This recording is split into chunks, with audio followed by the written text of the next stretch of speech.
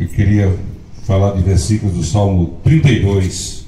Amém. Se os irmãos quiserem abrir, é praticamente a mesma coisa. Mas aqui eu quero fazer um comentário de uma triste realidade acontecida em nossa cidade, porque eu senti muito essa realidade. Senti uma dor tremenda, como se fosse uma pessoa de minha família.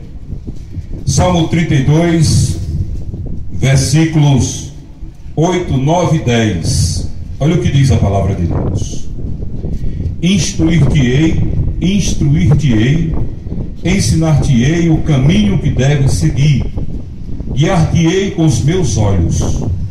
Não sejas como o cavalo, nem como a mula, que não tem entendimento, cuja boca precisa de cabresto e freio, para que não se atirem a ti. O ímpio tem muitas dores, mas aquele que confia no Senhor, a misericórdia o cercará. Ou seja, o amor de Deus o cercará. Meus irmãos, esse Salmo 32 foi um salmo de Davi após pecar com Batseba, pedindo perdão a Deus, pedindo a justificação do seu pecado pela misericórdia de Deus, se humilhando diante de Deus. E aqui diz Deus dizendo a Davi: eu irei te instruir. Ou seja, você está em pecado, mas você está pedindo perdão, você está se prostrando diante de mim, reconhecendo o seu erro.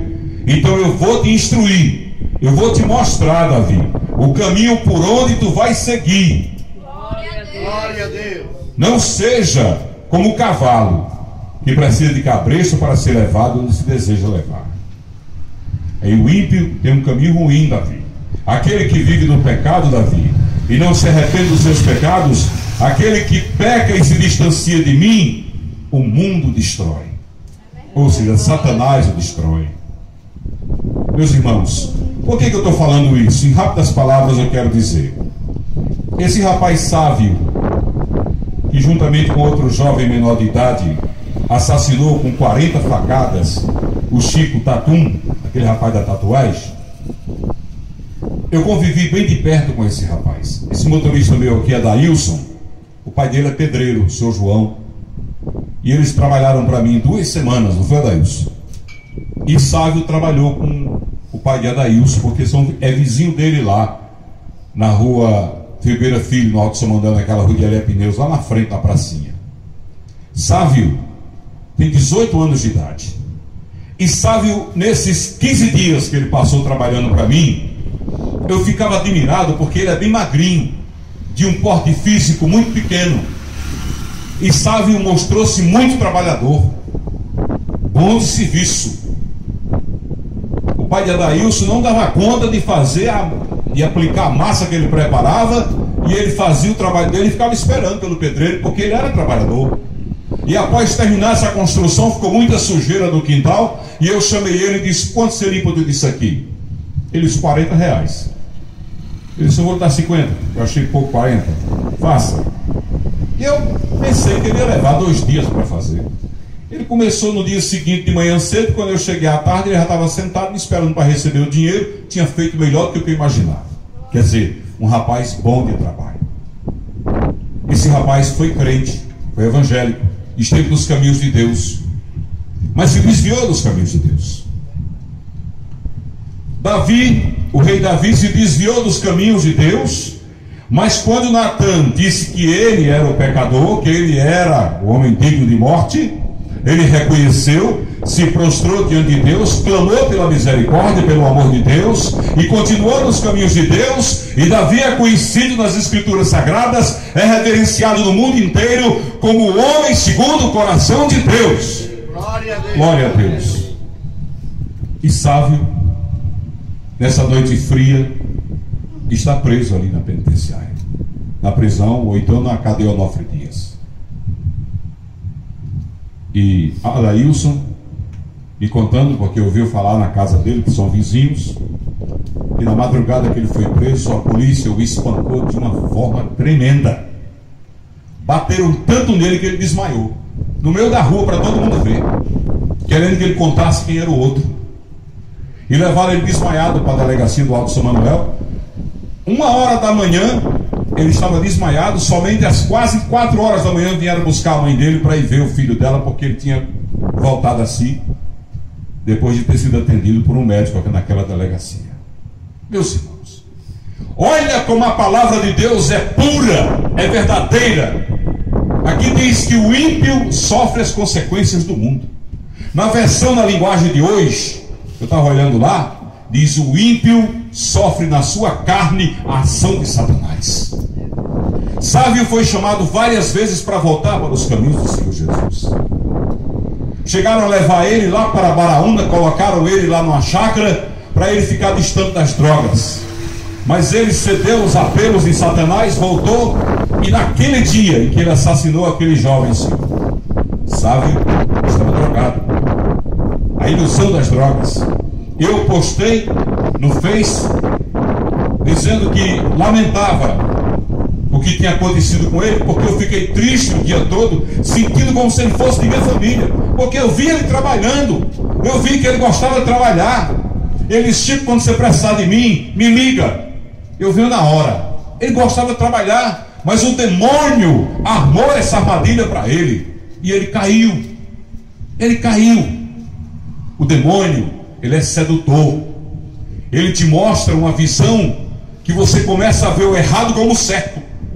Quando ele foi para aquela casa, o intuito dele era unicamente assaltar. E ali aconteceu aquele horrível crime, que provavelmente, no desenrolar dessa história, apesar dele ser um jovem que não tem um passado de crimes, ele vai pegar uns 20 anos de cadeia.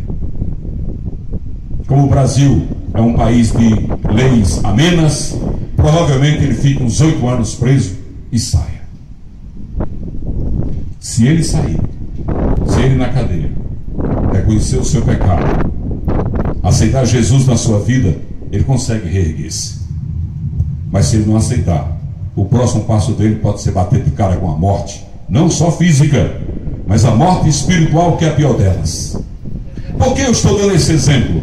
Porque é preciso mostrar o que o capeta tem feito na vida das pessoas, rapaz. O capeta está matando gente todo dia, está mentindo, o povo está acreditando, o povo está entrando no inferno, e a gente tem que ficar. Nós somos vigilantes da palavra de Deus. Nós temos que gritar: ei, está vendo não? Que isso é obra do demônio na tua vida? Não está vendo a história desse jovem? O exemplo aí, olha, o que foi que ele fez com ele? Ele pode fazer com você também. O apóstolo Paulo diz em 1 Coríntios que aquele que está de pé, vigie para que não caia. Tome cuidado. Nós que servimos a Deus temos que ser vigilantes, porque para nós é que são armadas as piores ciladas para nos levar para o caminho do inferno. A gente tem que estar de olho aberto, vigilante na palavra de Deus, e pedindo ao Senhor que nos mostre, nos dê discernimento quando o inimigo lançar uma seta contra nós, para nos desviarmos dela. Fuja do pecado. E muita gente está indo, e quando é fé bate de cara com isso. Eu acho engraçado que às vezes as pessoas dizem assim: peraí, então quer dizer que o camarada era crente, aí deixou de ser, e porque deixou de ser, Deus permitiu que isso acontecesse? Meu amigo, Deus não é cachorro não, para você vomitar ele e ele voltar, não. Deus manda te convidar. Deus usou várias pessoas para chamar aquele jovem, inclusive eu, para dizer para ele que Deus tinha negócio com ele. Deus tinha um plano na vida dele, e o plano na vida dele de Deus não era levá-lo para uma prisão, não era para ele ser espancado no meio da rua pela polícia, não era para ele se tornar um assassino, um latrocínio, não. O plano de Deus era para ele ser um servo de Deus, salvo pelo Espírito Santo, lavado e remido no sangue de Jesus. Glória a Deus. Era esse o plano de Deus para a vida dele. Era para que ele se casasse, fosse pai de muitos filhos, homem trabalhador como ele era. Mas olha onde ele está hoje. Ele deu ouvidos à voz de Satanás. E quer que eu diga mais? Como ele tem milhares e milhares e milhares, e haverão milhares e milhares e milhares. E Deus tem misericórdia de todos nós, para que não sejamos nenhum de nós, Senhor, um deles. Que o Senhor repreenda as ações do inimigo em nossas vidas, Pai. Só o Senhor tem poder para fazer isso, mas não temos, Senhor. Cubra com teu sangue, o sangue de Jesus, as nossas vidas, para que o inimigo não nos abata no meio da caminhada.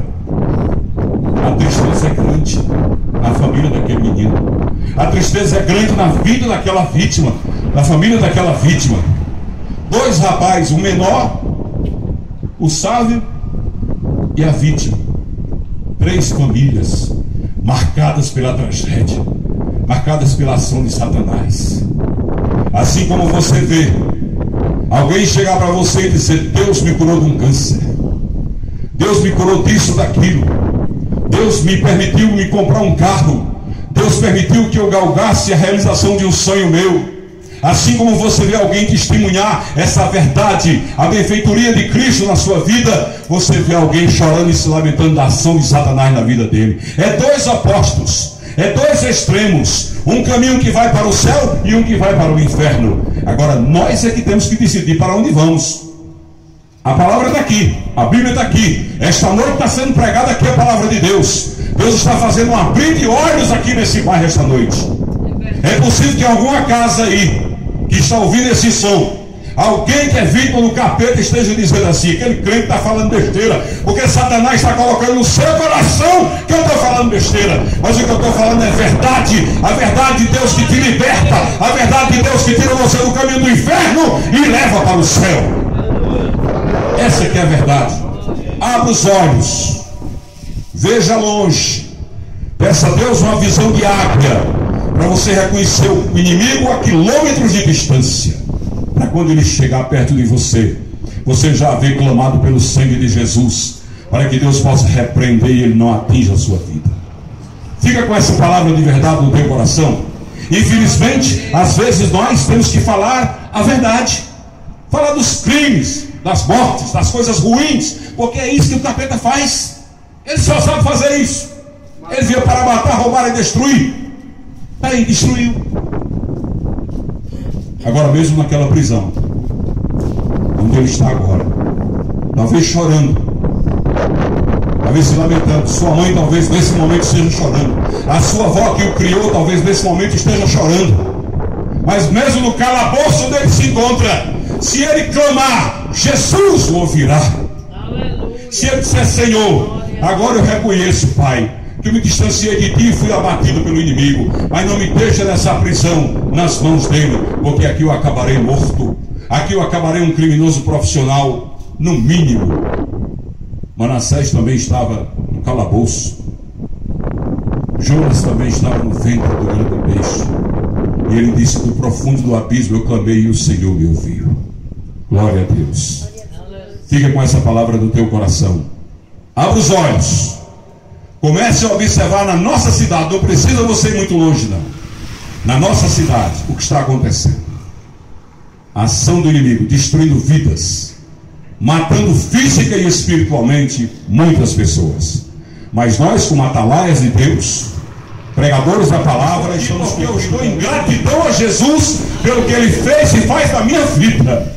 Glória a Deus. Eu estou aqui porque eu sei das vezes que ele me livrou da vergonha. O demônio quis também me envergonhar muitas vezes, mas Jesus não permitiu. Glória a Deus. Eu clamava por misericórdia, eu pedia a ele para ter misericórdia de mim. Clame pela misericórdia de Deus, corra para os braços de Jesus, se prostre aos seus pés e ninguém o atingirá, porque Deus será contigo. Palmas para Jesus, que ele merece.